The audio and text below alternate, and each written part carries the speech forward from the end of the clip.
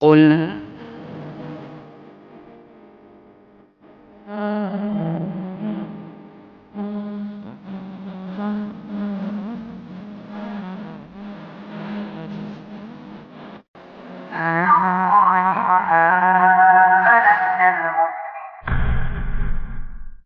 masih kesalahan seputar Asmaul Husna ya. Yang kelima, Asmaul Husna dijadikan wirid harian pagi petang.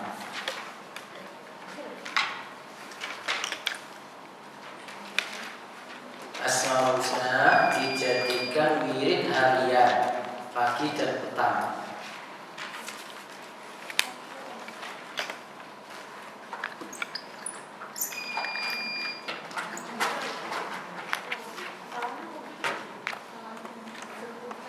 Wirid harian pagi dan petang atau zikir ba'da sholat.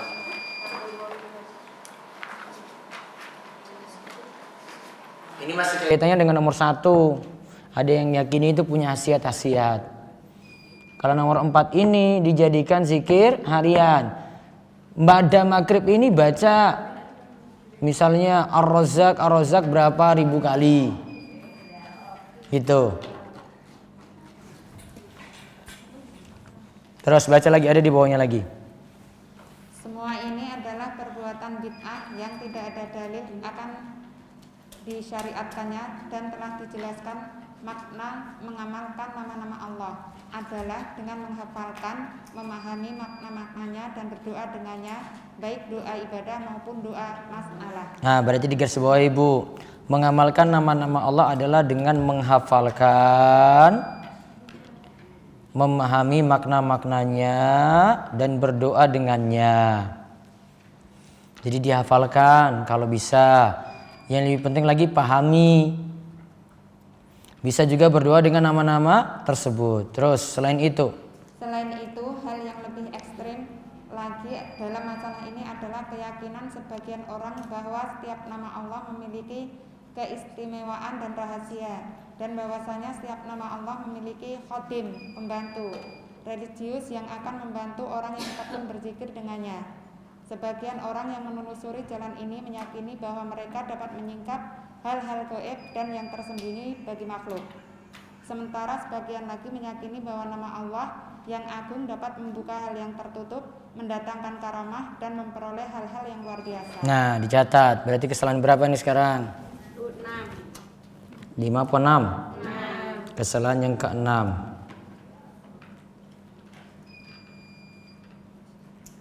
Meyakini bahwa nama Allah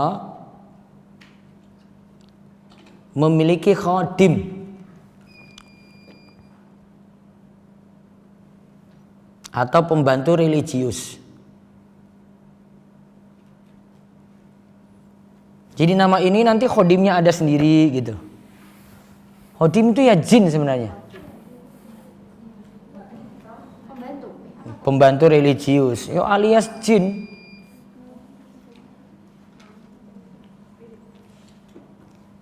Yang akan membantu orang yang tekun berzikir dengannya.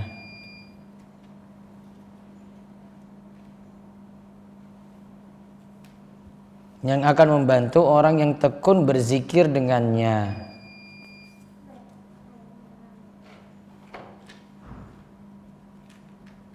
Jadi punya khodim ya. Wah, ini lebih parah lagi nih. Punya jin berarti. Baca nama ini nanti khodimnya apa? Baca nama ini khodimnya apa? Khodim. Jadi akan menolong, membantu kayak gitu. Terus ini adalah dibaca di bawahnya. Ini adalah pintu bagi kekhurafatan. Bahkan sebagian besar tukang sihir masuk lewat pintu ini dalam menipu manusia dan untuk mencapai nafsu syahwat mereka serta dalam menebarkan kejahatan mereka. Mereka meyakini bahwa mereka dapat menundukkan orang lain dan mempengaruhinya serta mengetahui hal-hal yang rahasia dengan perantara nama-nama Allah tersebut. Ini semuanya adalah kedustaan dan kebohongan yang nyata serta bentuk pelecehan terhadap orang-orang awam dan jahil. Hal ini juga termasuk berdusta atas nama Allah dan atas nama agamanya tanpa hujjah dan dalil. Bahkan ini adalah penipuan yang terang benderang. Nah, berarti tambah lagi kesalahan yang ketujuh.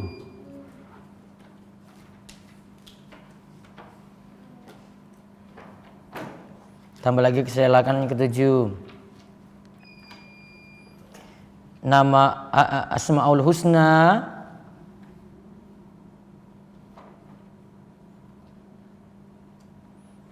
dapat menundukkan orang lain dan mempengaruhinya.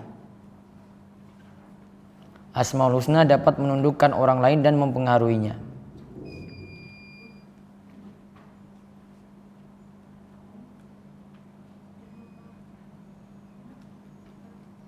Sehingga tukang sihir bisa masuk lewat pintu. Sehingga tukang sihir bisa masuk lewat pintu ini.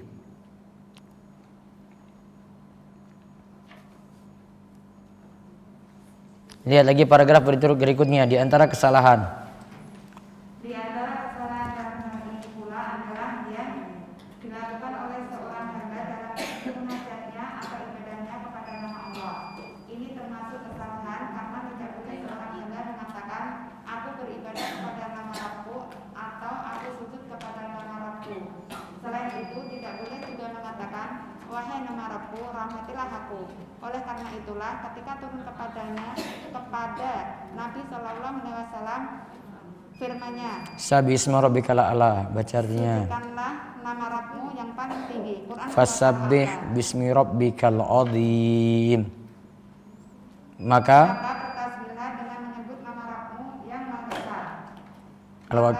Al-Waqi'ah ayat 74. Terus Maka Nabi Shallallahu Alaihi Wasallam mempraktikkan perintah Allah tersebut dengan menyatakan dalam sujudnya, Maha suci Subhana rabbiyal a'la. Terus Maha suci Rabbku yang maha tinggi. Dan dalam rukuknya, Subhana rabbiyal azim. Maha suci Rabbku yang maha agung. Nah, berarti kesalahan ke-8. Beribadah kepada Asmaul Husna. Beribadah kepada Asmaul Husna. Harusnya, harusnya Asmaul Husna disebut namanya dalam bacaan sholat. Harusnya Asmaul Husna disebut namanya dalam bacaan sholat, yaitu Subhana rabbiyal a'la dan Subhana rabbiyal azim.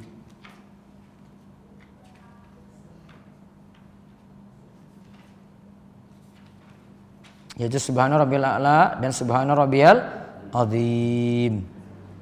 Sudah kesalahan berapa berarti? 8. Satu lagi di antara kesalahan. Di antara kesalahan dalam hal ini pula apa yang diucapkan oleh sebagian orang dalam doanya dengan menunjukkan doanya kepada sifat Allah. Wahai rahmat Allah, wahai ampunan Allah, wahai kemuliaan Allah, wahai wajah Allah, wahai tangan Allah, atau yang lainnya. Ini semuanya adalah kesalahan karena doa harus ditujukan kepada zat yang disifati, yaitu Allah Ta'ala, bukan kepada sifatnya. Nah, ditulis kesalahan berikutnya lagi, kesalahan ke-9 ya. Kesalahan ke-9. Menunjukkan doa kepada sifat Allah.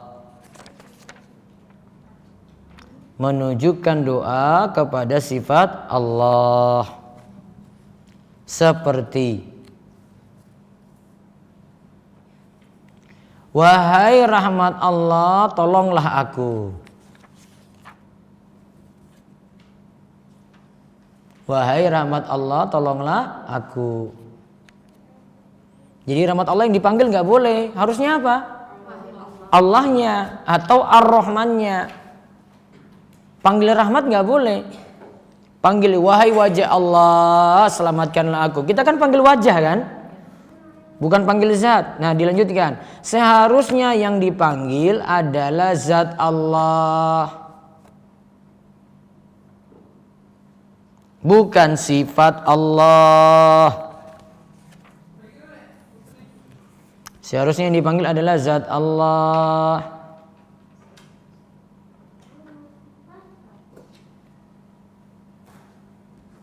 Bukan sifat Allah. Nah, itu baru kesalahan ke-9. Masih ada 10, 11, 12, 13 dan seterusnya. Kita tutup dengan doa kafaratul majelis. Subhanakallahumma bihamdika asyhadu an la ilaha illa anta astaghfiruka wa atubu ilaik. Assalamualaikum warahmatullahi wabarakatuh.